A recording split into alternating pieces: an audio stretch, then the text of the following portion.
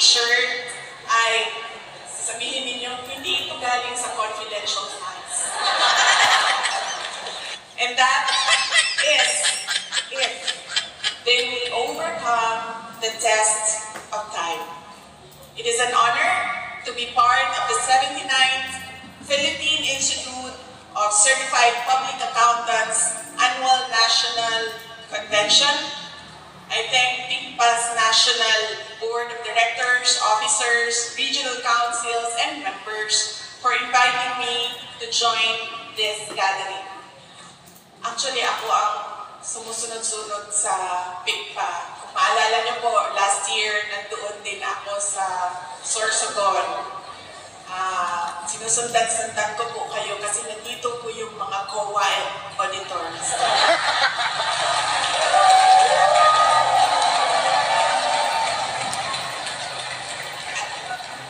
Pasensya na po sa mga hindi tiga-COA, pero nakalak na po lahat na mga pintuan, hindi na po kayo makakalabas lahat.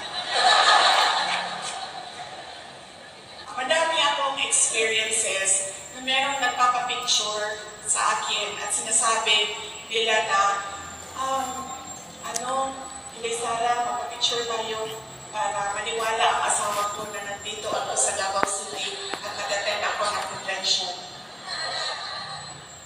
Marami po ako, yes, that is true. Through the years, hanggang ngayon, meron akong mga events na na-attenan na lagi sinasabi sa akin, magpapicture tayo kasi kailangan ko ipadala sa asawa mo.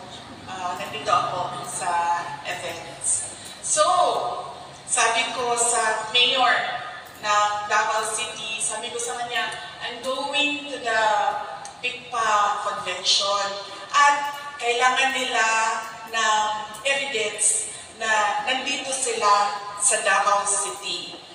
So, sabi ko sa kanya, ano bang makontribute mo sa aming lahat para makabili kami ng Davao City t-shirt at makabili kami ng durian candy at makabili kami ng mga canvas tote bag na nakalagay Davao City para pagbalik namin sa aming mga bahay, meron kaming pampasalubong at meron talaga evidence na hindi binili sa Shopee dahil may resibo galing sa Davao City. Probinsya mo, ha? So sabi niya, akong bahala sa inyong lahat. Sabihin mo lang sa kanila na maghanda ako ng 1,000 gift certificates para sa kanilang lahat.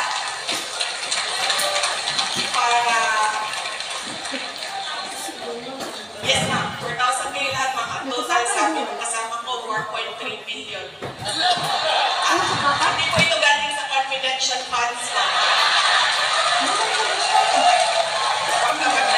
Salamat Marvin sa iyong charity trip para makatulong sa mga mahirap na bata at ulila sa Pilipinas. Kumusta sa lahat? Ako si Judy upang mag-ambag sa pagtatapos.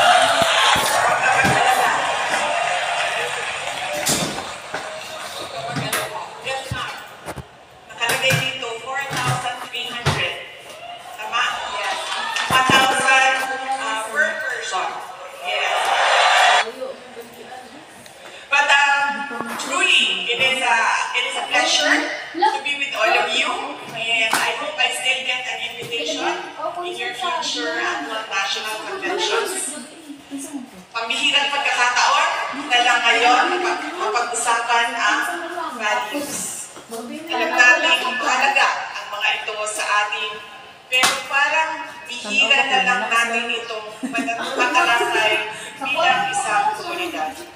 Sa ating mismong education system, kamakailan lang nabalik ang values education. Matagal nawala o tinanggal ang good manners and right conduct sa ating curriculum. Alam niyo po, noong ako ay nasa elementary, nasa high school, meron pa po kaming GMRC doon. Each year, you are assigned value. And I remember sa mga values na in-assign sa akin, one that stood out was during my first year in high school. I was assigned the value of perseverance. And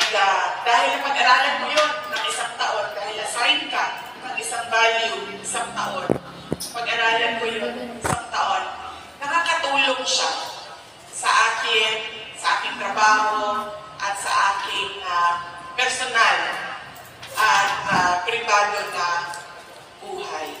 Kaya mahalaga na matutunan natin, hindi ngayon lang kung kailan tayo ay accountants na, kung kailan tayo ay mga abogado na, kundi doon sa simula. 1, 2, 3, 4 years old. Alam nyo, lagi natin sinasabi ngayon, iba na yung kabataan ngayon. Lagi natin naririnig yan. Iba na ang kabataan ngayon. At hindi,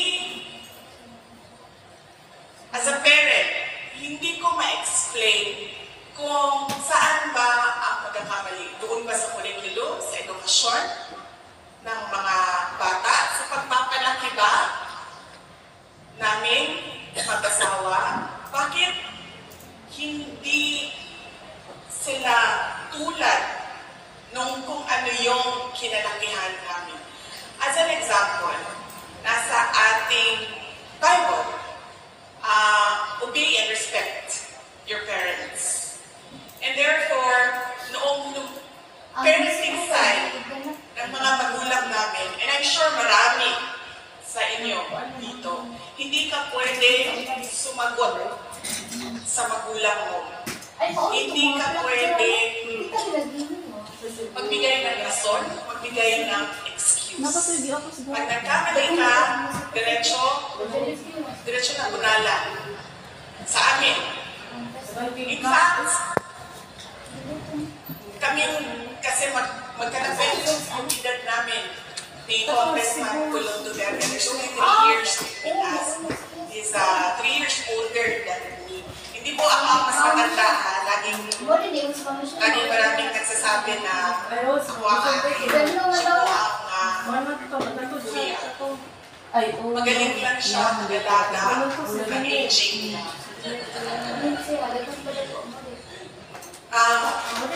Kanakuway ba? O sa Tagalog? Ratan. Ang mama namin, merong ratan. Stick. Na every time there is wrongdoing, every time there is mischief, na normal naman sa mga bata, being naughty, kasi hindi pa nila alam kung anong right or wrong, with no question, hampasin ka talaga. Therefore, kami magkapatid, meron kami song, pag meron na ginawang kalukuhan, yung either ako or siya, mag-anak naman, pagbantay sa uway ni mama, pagbantay sa uway ni mama. Ganoon kami, magkatsawan, kapatid, kasi alam namin nalagyan na yung medyo sa compare. Hindi ako nagpaalam sa kanya na ito pwede ko sa inyo kung ano mga sinabi niya. But paalam na lang ako mamaya. Pag nakita kami.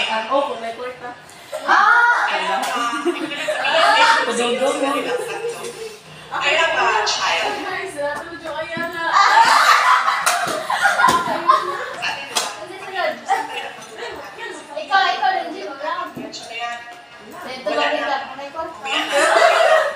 May ginagawa pa ako. 10 minutes, 5 minutes pa. Wala yan. Sa kanila, may example. Kaya naligay yung 10 minutes, 5 minutes. Sila pa ang galit. At ikaw pa ang sumagot. So, sa cases, it's always like this. 10 minutes, 5 minutes. Tapos, hindi naman nasusunod yung 10 minutes, 5 minutes. Kahit gusto ko siya turuan ng value ng isang salita. Sabi ko, pag sinabi mo 10 minutes, pwede ba 10 minutes talaga? Kasi after 10 minutes mo, laging 30 minutes, laging 1 hour.